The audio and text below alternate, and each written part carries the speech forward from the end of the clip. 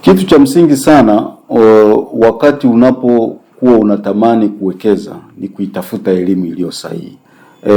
Elimu za shortcut, elimu za kusikia, elimu za kuambiwa mara nyingi ndio zinaleta shida katika uwekezaji na katika biashara nyingine yoyote, mzee wangu. Hata sisi tukiwa huko, kabla tuaje kwenye mifumo, unaambiwa tu na rafiki yako, bwana tukalime matikiti sehemu fulani yanalipa.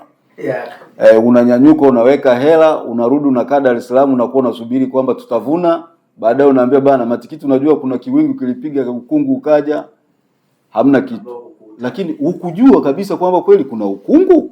Ni kwa sababu wewe uliangalia mafanikio kabla hujajua njia zingine za kupita. Kwa hiyo vile vile kwenye uwekezaji huu tunaozungumza, mtu yoyote ambaye anatamani sasa kwamba mimi natamani niingie kwenye mfumo huu rasmi ambao ni wa kukuza kipato kwa kuwekeza kupitia masoko ya mitaji na dhamana, lazima apate elimu iliyo sahihi.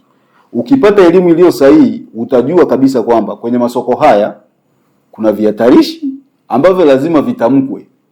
Yaani uwezo ukaingia kwenye haya masoko ukasema mimi nitakuwa napata tu, mimi nitakuwa napata. Ukiangalia waliofanikiwa zaidi kwenye haya masoko, kuna wale pia ambao wamewekeza kwenye upande mmoja wakapoteza upande mwingine.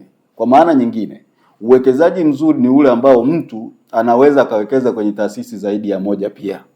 Kwa sababu taasisi moja ikipata 10, nyingine ikapata 5, nyingine ikapata 10, nyingine ikapata 20. Ukiaverage ile inakupa wewe kipato kizuri. Kwa hiyo uwekezaji mzuri ni ule kugawanya, nasema usiweke mayai yako kwenye tenga moja. Sasa ukiwa wewe hujui, yani unaambiwa tu na rafiki yako anakuambia labda security fulani ni nzuri, unaweka hela zako zote pale. Wakati mwingine kunatokea kuna kutetereka. Sasa kukitetereka wakati umeweka sehemu moja, unakuta unajikuwa kwamba ukupata elimu nzuri wakati unataka kuwekeza. Kwa hiyo mimi kitu ambacho nawashauri vijana wengi na watu wengi wanaotaka kuwekeza ni kuwasiliana tu na mawakala, especially TIB Rasilimali Limited.